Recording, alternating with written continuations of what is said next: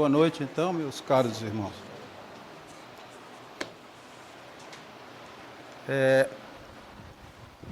Esse tema, né, é um tema que eu acho muito interessante, principalmente para nós que somos aprendizes, né, do Espiritismo, né, que nós tenhamos capacidade sempre de observar as coisas, os fatos, os acontecimentos, os eventos que ocorrem em torno de nós.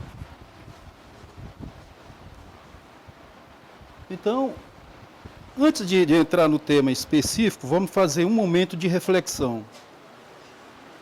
Por que é que estamos aqui hoje? Seria a pergunta.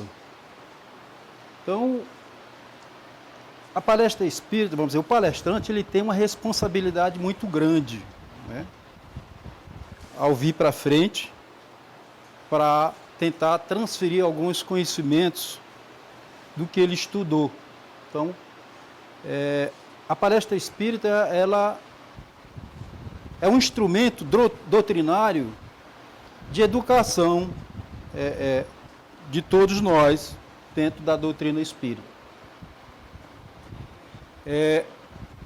Para vocês terem para você ter ideia, qual é o compromisso de quem está aí ouvindo o que nós estamos querendo passar para vocês em termos de conhecimentos? Vocês têm compromissos e muitos não sabem às vezes nem por que estão aqui, mas existe um objetivo de cada um. Alguém veio para cá por algum objetivo. Alguns até desconhecem que objetivos são esses, né? Mas tem compromisso, né? Há fatos interessantes, né, com relação à palestra e o centro espírita, né? Nós vivemos em 3 dimensões, nós temos noções de 3 dimensões. Diz que existe já a 5ª dimensão.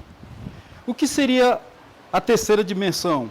Então imaginemos o seguinte: na palestra espírita, ou nos centros espíritas, durante os seus trabalhos, são montados, né, verdadeiras salas de atendimento a muitas pessoas que estão aqui, sejam como encarnados ou desencarnados. Então aqui no plano, que infelizmente nós não temos ainda essa capacidade da 4ª dimensão, de perceber aonde é que está essa sala e onde é que está, então, esses seres que estão cuidando, nos tratando e às vezes nos amenizando os nossos sofrimentos, nossas dores, as nossas inquietações.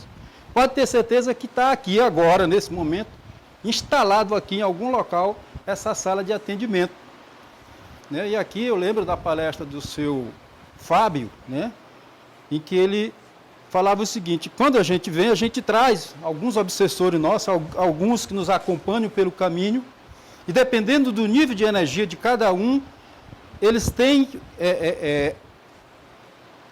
eles têm condição de adentrar a sala da palestra ou não, porque existe uma barreira energética que faz essa filtragem desses seres, né?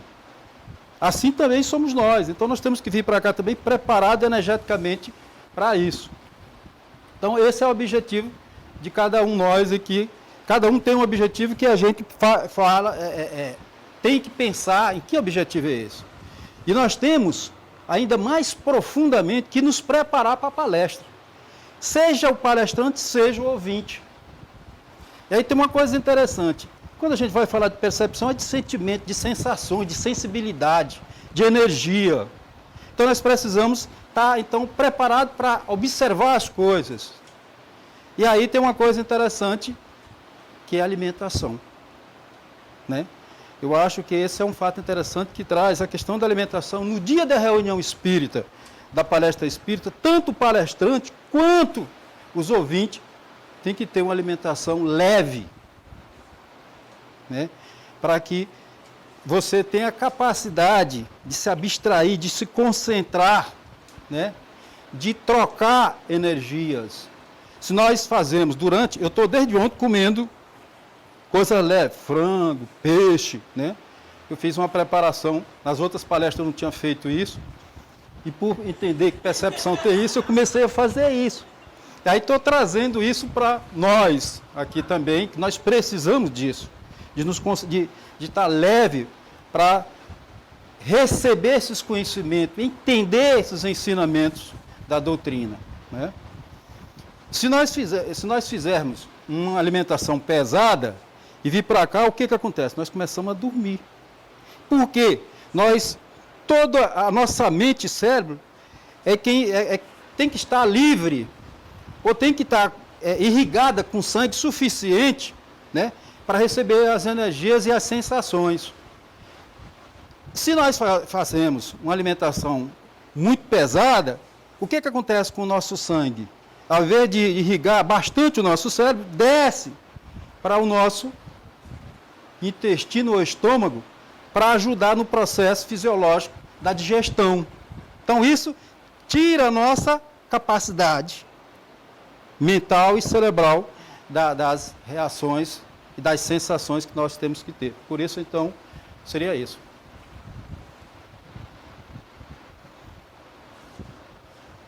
O que seria percepção, né? Os conceitos. Então tá lá, conceito, faculdade de formar a ideia de ver ao longe, de sentir, de ouvir, de perceber, de conhecer. Quando se diz perceber, ouvir, conhecer, nós podemos estar além muito do que nós estamos vendo aqui. Nós podemos estar vendo em outra dimensão, com a própria mente, ouvindo com a própria mente. Então nós temos que perceber isso. Então toda percepção, as percepções são sensibilidades energéticas inerentes ao espírito. Quer dizer, o corpo ele não tem percepção, né? Toda percepção ela é do próprio espírito. E toda percepção ela exige, então, energia. Toda percepção exige um estímulo. Mas nem todo estímulo se transforma em percepção, certo? Então, para mim enxergar, eu tenho que ver, tem que ter algum objeto no meio ambiente. Então, eu tenho que ter um estímulo lá. Então, a luz bate naquele objeto, reflete, e eu enxergo via a percepção, um dos tipos de percepção, que é a visual, né? Então, se não tiver luz, eu não enxergo nada, em termos de percepção física, sensorial, em termos de sentidos, né? Então, cada espírito tem uma faixa de sensibilidade energética. Por quê? Porque cada um de nós temos grau de evolução diferente. Então, nós temos capacidade, então, de percepções diferenciadas. Se nós tivermos... Acho que está na frente, faça favor. Então, não, se nós tivermos na matéria, a nossa percepções ou sensações ou sensibilidade, elas são mais ofuscadas, porque a matéria, ela cria no espírito tipo um véu, ela engessa um pouco o espírito, e com isso ele fica limitado. Então, quando nós estamos desencarnados, nós temos mais percepções, temos mais poder, porque não tem a matéria nos ofuscando, né? Nos aprisionando e nos limitando. E aí a questão de cada um, quando está encarnado, ter uma percepção diferente é fácil, né? Porque cada um, embora nós todos tenhamos carne, mas os nossos tecidos têm composições, células, quantidade de células diferenciadas. Então as sensibilidades são diferentes, né? Então aí, qualquer percepção, sensação requer e envolve energia. Então nós temos dois tipos de energia, basicamente, que é a energia física e a energia psíquica. A energia física, ela vem da matéria, né? Então, nos sentimentos, dos sentidos, se utiliza muito a energia física. Então nós nos alimentamos, aí de repente, eu toco nessa mesa e sinto essa mesa, né? Pelo tato. Quem é que faz esse contato? Então eu vou gastar energia aí. De alguma forma, o órgão recebe o estímulo do toque, leva via o sistema tato, esse é transformado em impulsos elétricos, esse impulso elétrico vai então para os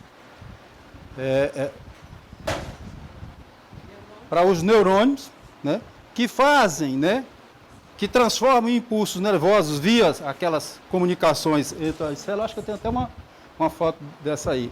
As comunicações, as sinapses, que é entre as partes do neurônio, e aí o cérebro lá, ou a mente, codifica aquele estímulo e dá a resposta identificando aquela sensação, ou externando aquela sensibilidade. Então, essa mensagem, então, é via a parte... Então, se nós não tivermos alimentado, vamos dizer, então toda essa parte, aí os médicos, aí os hipotálamos da vida, né, lá há uma produção, né, das proteínas, de peptídeos que eles terminam se organizando, e quando diz mais, quando nós acionamos, né, no nosso sistema de neurônios, eles são acionados, para cada sensação, uma bateria de neurônios, de parte dos neurônios são acionados para um determinado tipo de sensação.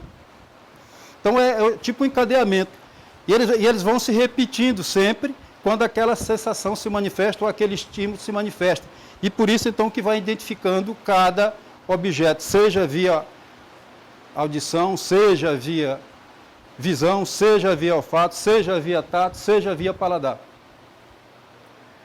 Então a energia psíquica é algo já diferente.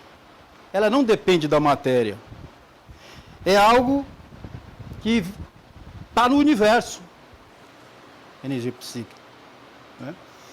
E que simplesmente o cérebro, a mente, porque o cérebro é mais material, a mente, que é o mental, é quem faz, quem absorve do universo essa energia psíquica, e via essa energia é aquela, então, tem outras sensações, outras sensibilidades, outros sentimentos diferenciados da energia física.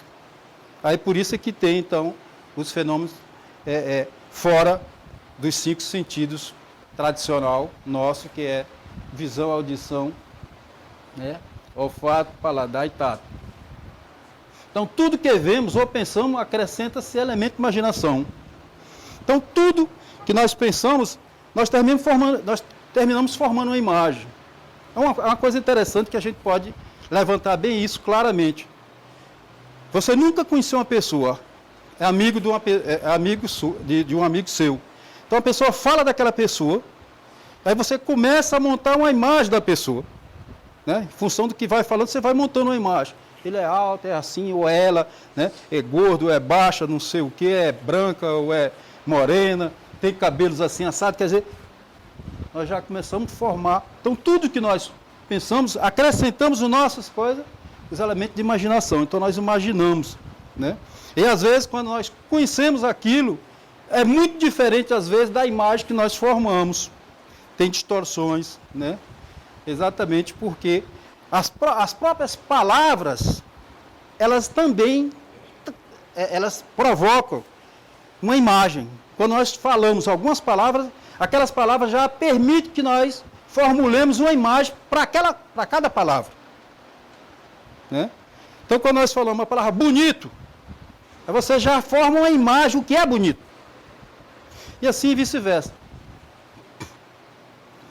Então, as percepções do espírito, tanto encarnado quanto desencarnado, então vamos para a questão 237 do Livro dos Espíritos, que fala especificamente das percepções quando desencarnado. Ele pergunta então, retornando à erraticidade, quer dizer, a erraticidade, para quem não sabe, é o estágio que o espírito, ao desencarnar, fica em um determinado local, se preparando para a nova reencarnação. Não é que ele está errado, ele está se preparando para a nova reencarnação. Então ele pergunta, conserva o espírito as percepções que tinha neste mundo? E ele responde, então os espíritos responderam para Kardec, não só as daí, quer dizer, ele não só conserva, ele não só percebe o que estava naquele mundo, mas inclusive tudo que ele tem das vidas anteriores. É isso que ele diz, não só demais que ele podia exercer porque o seu corpo era como um véu que obscurecia. A inteligência é atributo do espírito e por isso se manifesta melhor quando inteiramente livre de empecilho, quer dizer, quando inteiramente livre da matéria. Né? A gente, na última palestra que nós conversamos aqui sobre a mente humana, a gente até trouxe uns canos aqui, fez algumas experimentações para mostrar essa questão da nossa limitação, o quanto as matérias nos engessam. Né? Então, para ter uma ideia, cada um tem uma audição diferente, cada um tem uma visão diferente, porque a matéria de cada um é diferente. Né? Todos, embora tudo é carne e osso, mas o tamanho de célula, a quantidade de células, os processos de diferenciação de células, de multiplicação de células, ele é inerente a cada ser específico. Então, por isso que nós somos uma única pessoa.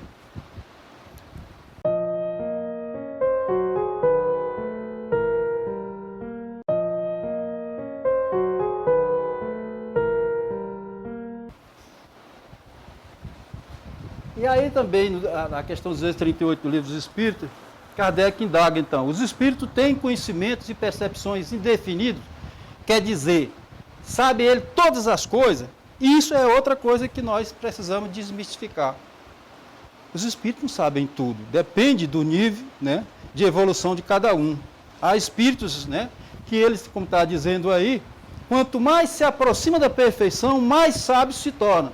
Os espíritos superiores, os inferiores são mais ou menos ignorantes em todas as matérias. Então, às vezes, as pessoas vão para determinados atendimentos e aí, de repente, se manifesta um espírito, e às vezes é um espírito zombeteiro, né, imperfeito, que aí diz só mentira, inventa um bocado de confusão e a pessoa sai de lá mais perturbada às vezes, ou até perturbada quando foi para lá para tentar ter alguma coisa, e aí termina recebendo esse tipo. Então, nós temos que ter essa consciência, principalmente quem está na doutrina espírita, que os espíritos a gente tem que filtrar muita coisa e saber pelas manifestações se ele é um espírito superior ou se ele é um espírito inferior.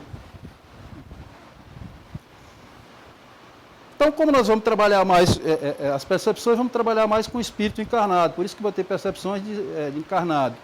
Então, nós temos basicamente dois tipos de percepções, que seriam os sensoriais, que é via sentidos, e esses sensoriais que vai além do sentido. Né? Os sentidos todo mundo sabe, está lá, né? O paladar está lá, a boca lá, o nariz, o olfato, a mão, o tato, os olhos, a visão e o ouvido lá para simbolizar a audição. Né? E ali a gente tem um neurônio, né, mostrando as energias, né, a parte elétrica e depois até os impulsos nervosos que são transmitidos ao cérebro. Então, a percepção sensorial são sensações corporais, isto é, captada pelo sentido como visão, audição, olfato, tato e paladar ou gustação. Certo?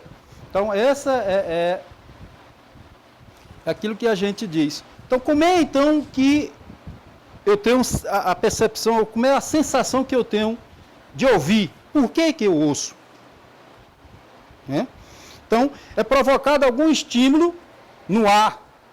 E aquilo, via energia, vibra e vem até meu ouvido. Então, o ouvido, então, recebe aquela sensação, né? E encaminha, então, transforma aquilo, o próprio órgão da audição, transforma isso para impulso elétrico e vai para os neurônios, e do neurônio é transformado até o cérebro para que haja a codificação daquilo e identifique aquele som. Aquele som é o grito, ou é o latido de um cachorro, ou é o grito de uma pessoa. Certo?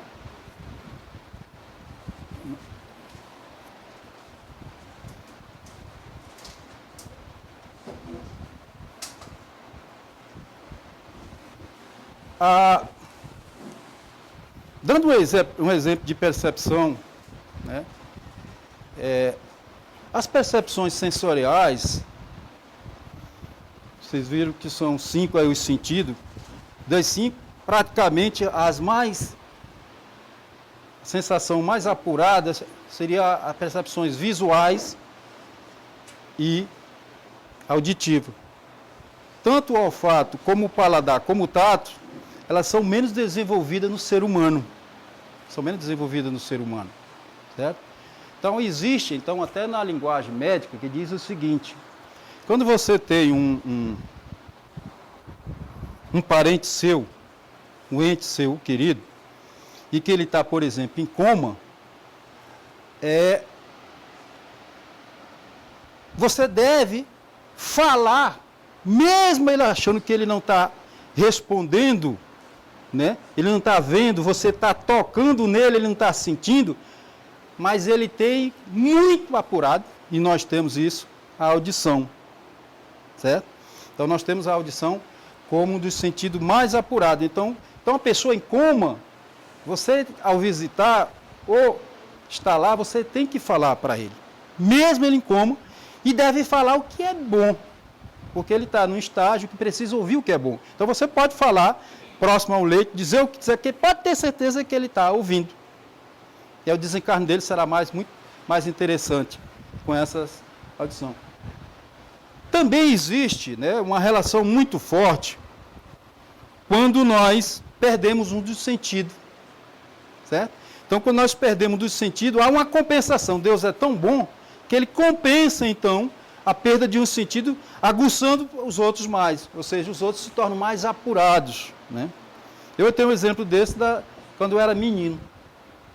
Eu tinha uma tia que morava com meu avô, era irmão do meu avô, ela era cega. Foi parteira e cegou. E na época, estudando na casa do meu avô, e ela morava num quarto e tinha criado uma das filhas do meu avô. Chamava de Mãe Páscoa. E menino com fome, e ela guardava muito biscoito, água e sal. Então nós entrávamos lá, meio-dia, quando ela estava dormindo, na ponta dos pés, para roubar biscoito. Ela estava roncando, né? Aí, quando você pisava o pé dentro do quarto, a gente já via ela parar, de ressonar. Aí depois quer dizer, quem é que está aí? Né? Então, fica muito aguçado quando você perde a visão, principalmente, né? Então, tinha muito isso. Também a parte, o próprio olfato dela também apura bastante. Às vezes, essa casa do meu avô também era uma sala aqui, o quarto dela era aqui, aí tinha uma sala bem grande aqui, que era estar e jantar ao mesmo tempo, aí tinha um corredor, 3 quartos seguidos, para depois vir a cozinha. Às vezes você estava lá na cozinha comendo uma manga, e ela gritava do quarto, ó, manga cheirosa, né? Que a gente que estava a 2 metros não sentia. Então, vê que uma sensação compensa, né? Também tem um cego, né, em Capitão de Campo, quando era em Cocal de Telha, na época que eu morava em Campo Maior, esse cego saía de Cocal de Telha pela BR. Então, para você ver, também, embora não tenha visão, mas a questão da percepção de tempo, de espaço, de tudo, né, compensa isso, de audição e de equilíbrio, tudo é compensado. Isso aí são providências divinas. Então, percepções sensoriais. A outra coisa interessante, isso também é uma lição, e eu estou dizendo isso aqui porque só agora lendo é que eu vim entender. Papai foi embora ano passado, em outubro, e há mais de ano ele vinha dizendo, eu não sinto mais sabor de nada, minha boca é amarga direto. Eu acho que dona Conceição teve esse coisa. E você está lendo aí, diz o seguinte, embora o olfato não seja um sentido apurado como a visão e a audição, mas ele interfere diretamente no paladar. Então nós, ao envelhecermos, que vamos ficando surdo, nós vamos também perdendo o paladar, a gustação. Então os alimentos deixam de ter sabor para a gente. E só agora eu lendo isso, eu vim perceber como é isso importante, essa questão. Então, isso serve até para que nós, em termos de conhecimento espírita, possamos entender as pessoas mais idosas com quem nós convivemos. Quando diz isso, essa comida está sem gosto, está sem sabor, para que a gente não reaja negativamente a isso, né? Que a gente tem que ter, então, esse conhecimento. Deixa eu voltar atrás, deixa eu ver se eu esqueci alguma coisa aqui. É só a questão...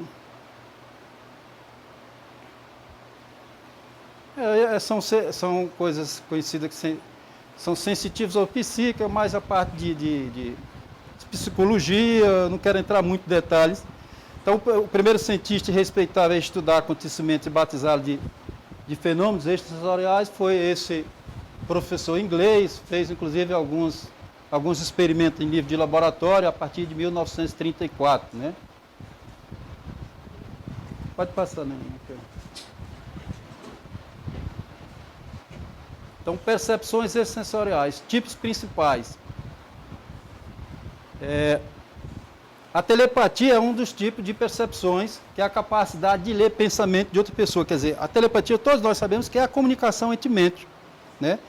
Que quando nós estivermos mais evoluído, nós não vamos mais precisar de telefone, de nada para nos comunicar. Nós vamos pensar e vamos mandar a mensagem para a mente do outro, e o outro automaticamente vai receber e vai nos devolver aquilo que queremos saber. E não está longe não isso, está perto, né? A clarividência é a capacidade de ver objetos e eventos acontecendo em um outro lugar. Quer dizer, e nós podemos fazer agora, vamos fazer um exercício aqui de clarividência. Vamos ver quem é que tem a percepção, como é que nós estamos. Então vamos fechar os olhos, todo mundo, por favor. Vamos imaginar agora, nós estamos aqui em Altos. Agora nós vamos sair, cada um para suas casas. Cada um vai sair para suas casas. Cada um chega na sua casa agora. Tem portão, tem muro, chegou na frente da casa. Tem alguém sentado lá na calçada ou alguma coisa? Ou está todo mundo dentro de casa? Então entremos. Vamos abrir o portão. Vamos ver se a gente consegue perceber isso lá. Clarividência, nós vamos tentar ver o que está acontecendo lá, na nossa casa. Chegamos na sala. A televisão está ligada? Tem alguém assistindo ou não? As pessoas estão no dormitório? Entremos então nos dormitórios. Todos. Tem gente lá? Aquelas pessoas que você deixaram lá, estão lá? Será que alguém percebe isso? Vocês perceberam alguma coisa? Estão percebendo? Estão tentando buscar isso? Isso é mental, pessoal. É pensamento. Não tenta enxergar com os olhos, só com a mente. É pensamento. Alguém pode dizer se viu alguma coisa diferente em casa? Quarto, uma janela aberta que não era para estar aberto. Né? Algo que não deixou, que está no meio. Alguém viu isso? Não, né?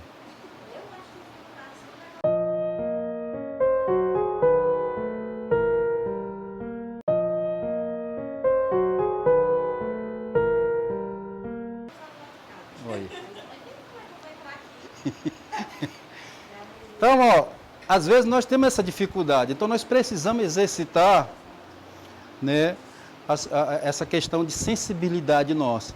Nós precisamos exercitar, né? Esse é um fato. Vamos fazer um teste, vamos ver se vocês conseguem. Eu consegui, outro dia eu estava aqui na palestra e comecei a fazer esse teste comigo mesmo, para ver se eu via diferente, porque que o sensorial é diferente do extrasensorial. Então vamos fechar os olhos, eu vou fazer aqui, vamos fechar os olhos, botar os dois dedos aqui, aí vamos empurrar os dedos fechando assim, ó. Aí tenta ver o que é que vocês estão enxergando, ó. Aí escuta, não é para fazer agora não. Aí volta o contrário, aí puxa e vê se há mudança de cores. Isso é percepção sensorial. Que você, para mim enxergar algo, né, visualmente, eu tenho que ter uma luz batendo naquele objeto, refletindo e vindo para a minha pupila para levar. Então agora vamos fechar, vamos ver o que vocês veem. Cada um diz então se houve alguma cor diferente ou não quando vocês fecharam e quando abriram assim. Então, ó, se eu fechar e se eu abrir, quem consegue ver cores, ver a mesma coisa ou ver cores diferentes? Ou não vê cor, não vê nada?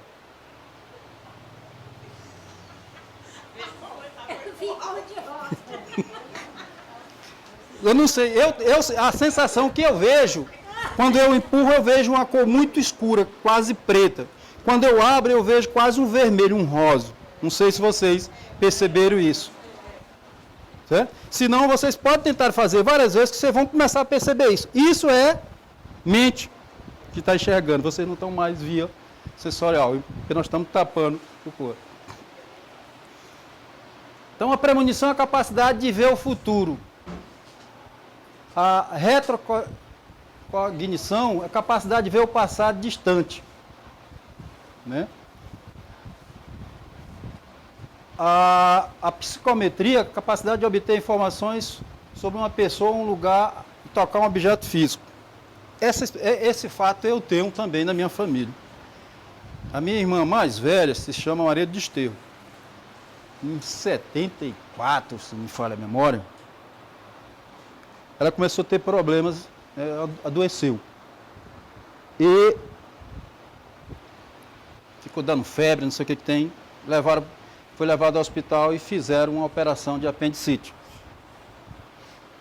Tiraram a apendicite dela e ela continuou aí 1 mês, 2 meses ainda, sentindo os mesmos sintomas.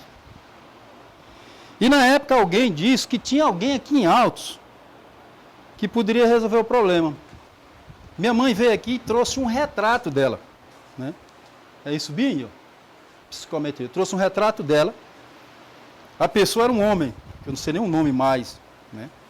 Chegou, olhou para o retrato dela, disse, fizeram uma cirurgia nela que não precisava. O problema dela não era esse, era isso, isso, isso, isso. Você vai fazer isso, isso, isso. E o que ele disse foi feito e ela ficou curada. Então, a gente às vezes fica pensando que isso não é possível.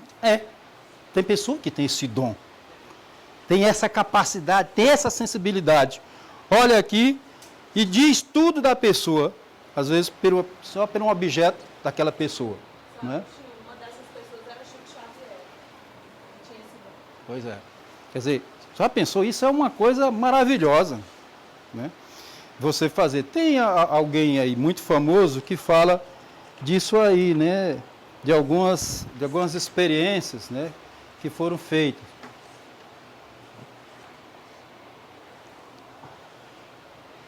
Vamos passar ali. Formas de manifestações das percepções extrasensoriais. Então, os estímulos, ou as coisas, ou as formas como se manifesta aquilo que nós sentimos, pode ser via pensamento, né? Os pensamentos são energias. Então, todos nós somos verdadeiras, como se diz, estações de rádio. Nós tanto emitimos ondas, né, eletromagnéticas, nós estamos envolvidos num campo, como recebemos. Então, há exemplos clássicos, né? Se não me falha a memória, na obra Obsessão e Desobsessão, faz tempo que eu li, de Divaldo Franco, psicografado por Divaldo Franco, que ele conversa, nessa obra ele trata sobre um carnaval no Rio, né? Então tá aquelas escolas de samba naqueles locais de concentrações e se forma ao lado, por isso que eu estava falando de terceira dimensão, quarta dimensão, se forma ao lado verdadeiros espíritos obsessores, etc., que se aproveitam daquelas orgias, de tudo daqueles problemas que ocorrem no carnaval, né? E isso termina, né, com esse tipo de obsessões, etc. e tal, termina eles pensando só coisas ruins e aquilo há uma propagação de ondas, né? Isso também tem até no próprio, acho que é Herdeiros, né? Não é o outro, né? Herdeiro do Novo Mundo, também tem, que você de longe percebe que aquilo é uma nuvem espessa, escura, que só são pensamentos ruins que estão sendo emitidos pelaquela comunidade ou naquela localidade. Assim ele conta esse fato também, Herdeiro do Novo Mundo. Os sonhos se acabam se tornando realidade como uma incrível riqueza de detalhe, né? Então, do sonho eu tive outro dia. A gente que é espírita, aqui lá a gente tem que estar muito ligado naquilo que está se passando com a gente, que às vezes passa coisa despercebida, e às vezes a pessoa diz, mas eu nunca vi nada, não tenho nada, mas você às vezes não fica pensando, não fica observando. O ser humano tem que ter essa sensibilidade, ficar sempre observando.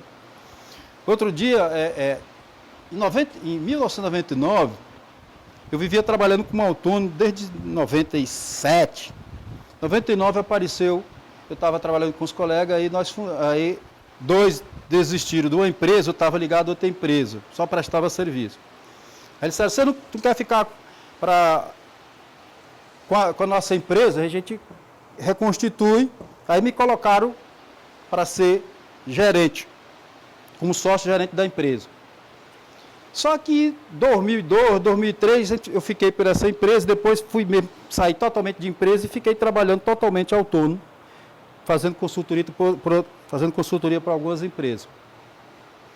Eu recebo a notificação na instituição que eu trabalho, né, que eu tinha tido uma auditoria interna, e que eu estava numa chefia lá de uma divisão, e me pegaram, né, a CGU, me pegou então eu como sócio gerente de empresa, que é proibido para servidor público. E eu nem lembrava mais dessa empresa. Nunca teve faturamento, nunca fiz nenhum trabalho por ela. Eu tinha esquecido totalmente de até tirar meu nome da empresa. Aí surgiu para mim uma terça-feira, aí começou a me desequilibrar, eu tentando me equilibrar e vendo a confusão. Eu digo, e agora? Porque um dos sócios da empresa tinha morrido. Nós éramos 5. O outro está em cadeira de roda, não fala, não corre mais nada. O outro mora em Pix, eu não sei nem onde anda. Só eu e o outro estava aqui em Teresina. Eu digo, que pepino eu tenho agora? Né? Aí a gente que é espírita e nós que somos ser humano, nós temos inclusive depressão, nós temos aqui e lá essas atribulações, não tem como. Aqui e lá, se você não tiver muito cuidado, você se desequilibra, né, nessa parte. Então, eu consegui fazer contato com um contador antes que conhecia, que tinha alguns documentos da empresa. Então fui lá conversar com ele, disse, não tenho mais nada, está há tanto tempo, acho que a última vez que eu fiz declaração de renda para a Receita Federal, já está com mais de 6 anos, então não tem mais nada lá, tem multa lá na coisa. Aí disse, mas nós temos que fazer, então o que eu vou fazer? Eu vou na junta comercial e vou pegar os documentos, pedir uma cópia dos documentos da empresa que foi registrado lá. Isso eu fiz então um requerimento para a instituição dizendo que o problema estava pedindo, me deram 5 dias, eu pedi mais 5 dias de protelando o prazo por mais 5 dias. Aí fui quarta-feira com ele foi quinta, sexta, não conseguia as cópias do documento. Quando foi no domingo, eu sonhei. Se você, vê um sonho assim, se você não pagar, não vão encontrar a cópia desse documento, ou não vão dar a cópia desse documento. Eu tive esse sonho. Na segunda-feira eu liguei para o colega que é sócio comigo aqui em Teresina, o Horácio, e Horácio, que fica mais perto lá do escritório, tem como tu ir lá no escritório e dar para Luiz um dinheiro para que ele dê lá na junta comercial para a pessoa tentar localizar o documento? Tem, pois vai, dá. Ele deu R$100, terça-feira estava com o documento já na mão. Quer dizer, isso são percepções, são manifestações via sonho. Isso é real, teve comigo agora recente. Né? E talvez vocês tenham tido esse tipo também. Intuições, transfigurações.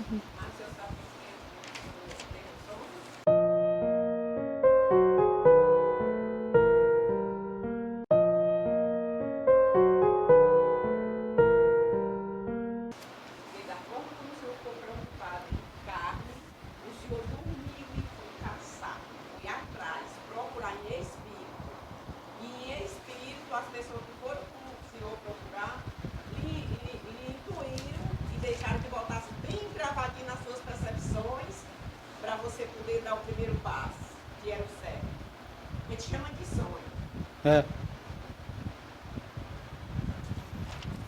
Para outro, né?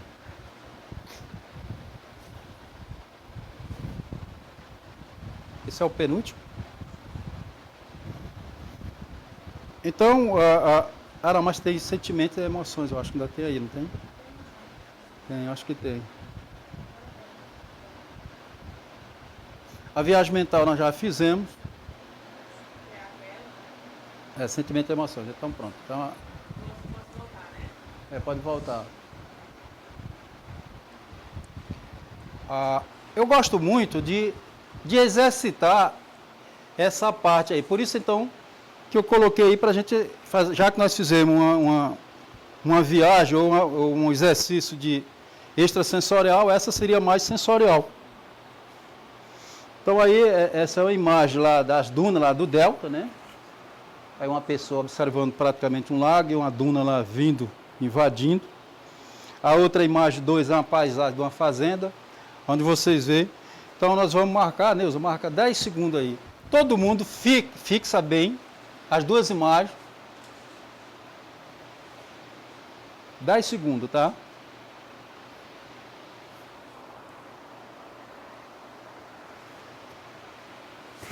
Desliga a imagem, então, tira daí, por favor.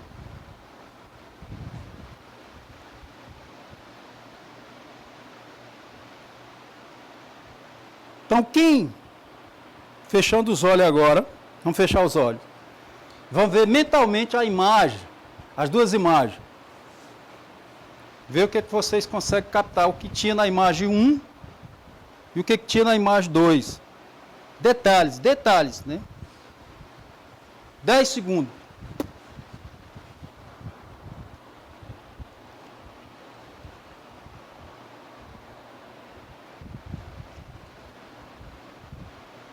Deu, né? Não liga agora não.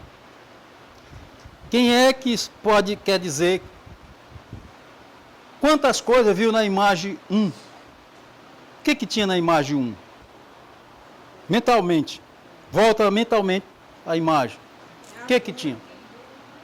Tinha uma duna, muita areia. Tinha 3 pessoas. Tinha uma mulher em pé e outro dentro da lagoa. Tinha água. A pessoa estava numa coroa ou estava... Não, tinha uma pessoa fora na areia e tinha outra dentro da água. Tem umas 4 ou 5 pessoas dentro da água. Na imagem 2. Na imagem 2 tem árvores, tem um cavalo, um boi, um cavalo marrom e um boi de Bota aí a imagem, ela está detalhe, eu lembro se tem. Eu sei que tem vários bovinos, né? Ela só citou 2. Está na floresta ou está em pastagem? O cavalo ali na frente, o boi Ó. lá É. atrás. Marrom e o branco. São dois bois. 5 pessoas dentro da água lá. Uma delas, outras banhando. 3 é 5. Você esqueceu que tinha aquela moita lá, ó, a vegetação lá no fundo, outro lá, ó. Bom para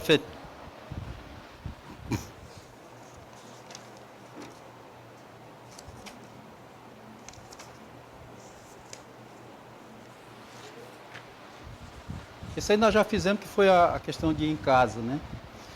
Aí cada um, então, fica com...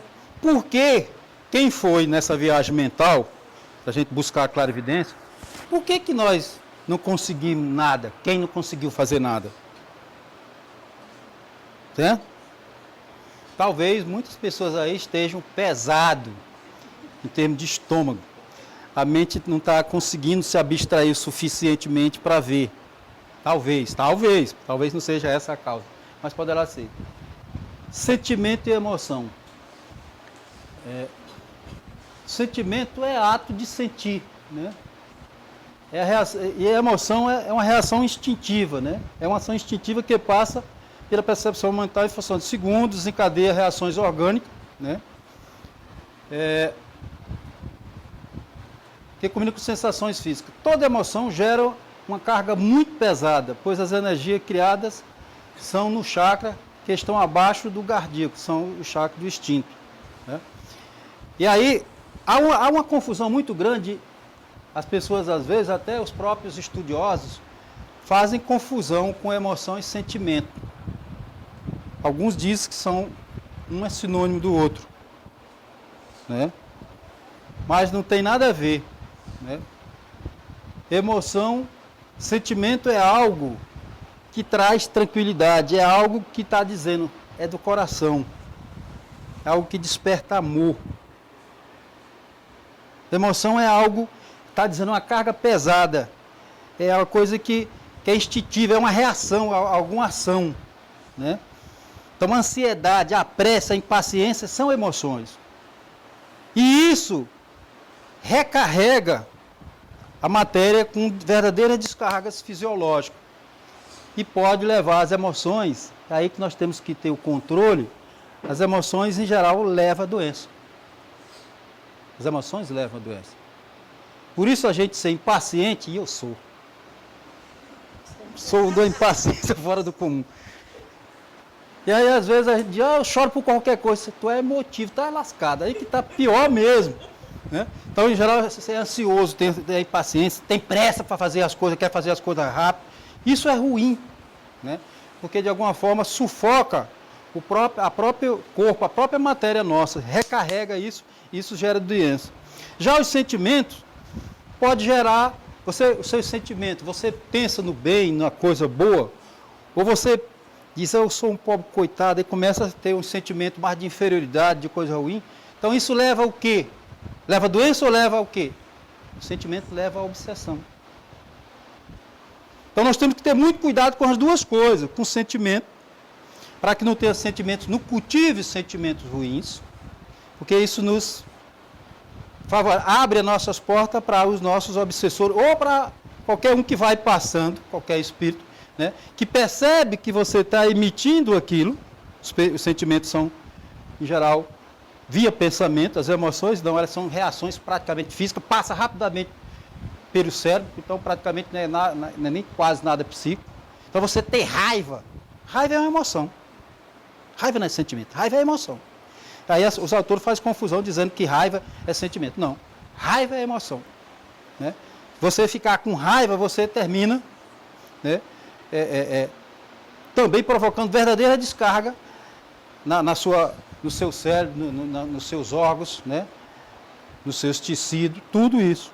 Então, é ruim, então, ter emoção. Então, a gente ser emotivo ou emocional, um ser emocional, não está com nada. Nós devemos ser um ser sentimental. Certo?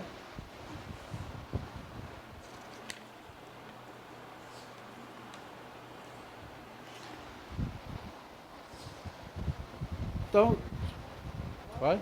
Acabou? Não. Ó, então, em termos de sentimento, eu até falei isso. O sentimento, um dos sentimentos é a paz, né? É o sentimento absoluto. É o sentimento, né, que está... Então, todos os outros sentimentos são derivados, né? Então, a paz é um estado puro, elevado, de não resistência. Então, quando você cultiva a paz dentro de si, e está dentro de você a paz, você não encontra a paz externamente, ela é íntimo, é do eu, é do pessoal, do espírito. Você não busca a paz em lugar nenhum. Você tem que buscar a paz dentro de si. Então, ele é o sentimento mais puro que existe. O amor é um sentimento, a alegria, a tristeza, o prazer, tudo são sentimentos. Né? Mas são derivados. Se você não está em paz consigo, como é que você tem capacidade de amar? Né? Se você não está em paz, que alegria você vai ter? Né? E assim sucessivamente. Então, o sentimento tem isso. Então, está aí, ó. Então, as emoções são cheias de altos e baixos, são coisas graves que acontecem. Então, os principais tipos de emoções são o medo, o nojo, a raiva, o impulso de agredir, a vontade de gritar. Quando a pessoa diz, eu quero dar um murro na mesa por isso. Né? Então, veja, isso é ruim, ó, doeu minha mão. Deu problema na minha célula. Pode provocar uma doença. Né? De repente, necrose aqui e dá problema. Então, veja como é ruim negócio de emoção. Né?